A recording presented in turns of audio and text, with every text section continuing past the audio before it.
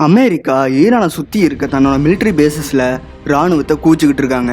யூஎஸோட ரொம்பவே பவர்ஃபுல்லான போர் விமானமான B-2 பாமரையும் Osama பின்லேடனை கடல்ல போட்ட USS கால் வின்சனுங்கிற போர்க்கப்பலும் ஈரானை நோக்கி நிறுத்தி வச்சிருக்காங்க. இவங்க பிரச்சனையில இப்ப ரஷ்யா ஜாயின் பண்ணியிருக்காங்க. அப்படி அமெரிக்காவுக்கும் ஈரானுக்கும் என்னதான் பிரச்சனை, ஷார்ட்டா பார்க்கலாம்.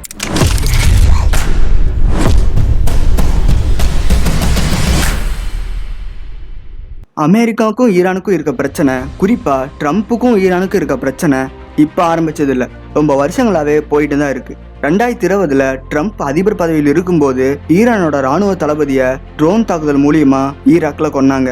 இந்த தாக்குதலுக்கு பிறகு அமெரிக்கா ஈரான் பிரச்சனை ரொம்பவே உச்சத்துக்கு போயிடுச்சு. இந்தியா பாகிஸ்தான் பிரச்சனை எப்படி நமக்கோ அதே மாதிரி தான் அவங்களுக்கு அமெரிக்கா ஈரான் பிரச்சனை. அமெரிக்கா ஈரான் மேல போட்ட சாங்ஷன்ஸ்னால அந்த நாட்டோட வளர்ச்சியே சுத்தமா நின்றுச்சு. இப்ப ட்ரம்ப் அமெரிக்கா அதிபர் ஆனதுக்கு அப்புறம் ஈரான் நியூக்ளியர் வெப்பன்ஸை, அதாவது அணு ஆயுதங்களை அதிகமா தயாரிக்கிறாங்கிற இன்ஃபர்மேஷன் வருது. ஈரான் அணு ஆயுதங்களை தயாரிக்காம இருக்க ஏற்கனவே 2015 US அதிபரா இருந்த Barack Obama nuclear deal Iran கூட சைன் பண்ணியிருந்தாரு. அது என்னன்னா, ஈரான் யுரேனியம் என்ரிச்மெண்ட், அதாவது செறிவூட்டுதலை 3.67% தான் பண்ணணும்.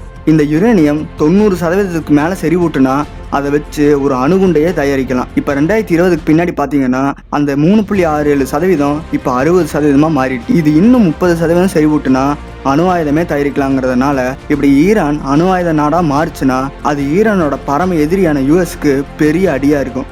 இது வரைக்கும் 9 நாடுகள் தான் இந்த உலகத்துல நியூக்ளியர் வெப்பனை வச்சிருக்காங்க. அதுல இந்தியாவும் ஒன்று. மற்ற நாடுகள் கிட்ட அணு ஆயுதங்கள் ஏன் இல்லைங்கிற கேள்வி உங்களுக்கு வரும். அது என்னன்னா, 1968 மேற்கத்திய நாடுகள் நியூக்ளியர் நான் ப்ராலிஃபரேஷன் ட்ரீட்டி, அதாவது அணு ஆயுத பரவல் தடுப்பு ஒப்பந்தத்தை கொண்டு வந்து இப்ப அணு ஆயுதங்கள் வச்சிருக்க நாடுகள் தவிர வேற யாரும் தயாரிக்கவோ இல்ல இருக்கிறவங்க கிட்ட இருந்து வாங்கவோ கூடாதுங்கிறத அந்த சட்டம் தான். அப்புறம் இந்தியா மட்டும் எப்படி தயாரிச்சாங்கன்னு கேட்டீங்கன்னா, அப்ப இந்திய பிரதமரா அந்த இந்திரா காந்தி அவர்கள் அந்த ட்ரீட்டில சைன் பண்ணவே இல்லை, அதனாலதான். ஆனா சர்ப்ரைஸா இதுல சைன் பண்ண ஒரு நாடு இப்போ டிசைனா நியூக்ளியர் வெப்பனை செஞ்சு அமெரிக்காவே அலறி விட்டுட்டு இருக்காங்க. அது வேற யாரும் இல்லை, north Korea Kim Jong Un தான். எப்படி நார்த் கொரியாவை அணு ஆயுதம் தயாரிக்க விட்டதுக்கப்புறம் யூஎஸ்னால அவங்கள ஒன்றுமே பண்ண முடியலையோ, அதே மாதிரி நிலைமை ஈரான் கிட்ட இருந்து யூஎஸ்க்கு வந்துடக்கூடாதுங்கிறது தான் ட்ரம்ப்போட ஸ்டாண்ட். இதனால தான் ஈரான் கூட புது அணு ஆயுத ஒப்பந்தத்தை போட சொல்லி Trump maximum pressure strategy use பண்ணி ஈரானை ப்ரெஷர் பண்ணிக்கிட்டு இருக்காரு. அது என்ன மேக்ஸிமம் ப்ரெஷர் ஸ்ட்ராட்டஜி? யூஎஸ் ஈரானை சுற்றி இருக்க மற்ற நாடுகளில் தன்னோட 60 மிலிட்ரி பேஸஸை வச்சுருக்காங்க. குறிப்பாக சவுதி, ஈராக், ஜார்டன், சிரியா மாதிரியான நாடுகளில் அந்த மிலிட்ரி பேஸில் அதிக அளவுக்கு இராணுவத்தை கூச்சிக்கிட்டு இருக்காங்க.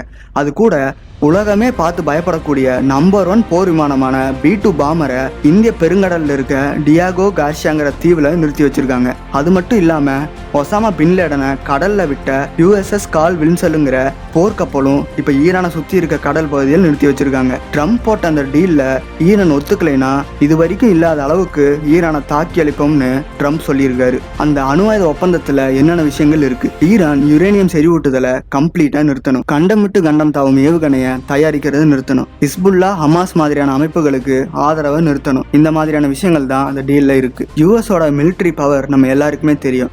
இந்த மாதிரி மிலிட்ரி ப்ரெஷரை இன்க்ரீஸ் பண்ணி டீலை சைன் பண்ண வைக்கிறது தான் மேக்ஸிமம் ப்ரெஷர் ஸ்ட்ராட்டஜி. ஆனா இதுக்கெல்லாம் ஈரான் பயப்படுற மாதிரியே தெரியல. ட்ரம்ப் போட்ட அணு ஆயுத ஒப்பந்தத்தை ரிஜெக்ட் பண்ணது மட்டும் இல்லாம அமெரிக்கா ஈரானை சுத்தி வச்சிருக்க எல்லா மிலிட்ரி பேஸஸையும் மிசைலை வச்சு தாக்கி அழிப்போம்னு ஈரானோட சுப்ரீம் லீடர் அயத்துல்லா கமேனி சொல்லியிருக்காங்க. அதுக்கு எக்ஸாம்பிள் இப்ப ரீசெண்டா அவங்க ரிலீஸ் பண்ண அண்டர் கிரவுண்ட் மிசைல் சிட்டியை பார்த்தோம். அமெரிக்கா ஈரானை தாக்குனா எங்களை காப்பாத்திக்க நாங்க நியூக்ளியர் வெப்பன் தயாரிப்போம்னு சொல்லியிருக்காங்க. நான் இருக்கும்போது ஈரானை அடிக்கிறதா அப்படிங்கிற மாதிரி இந்த பிரச்சனையில புதுசா ரஷ்யா ஜாயின் பண்ணியிருக்காங்க. புட்டின் ஈரான் மேல தாக்குதல் நடத்தக்கூடாது, இது அந்த பகுதியில் மிகப்பெரிய சேதத்தை ஏற்படுத்தும்.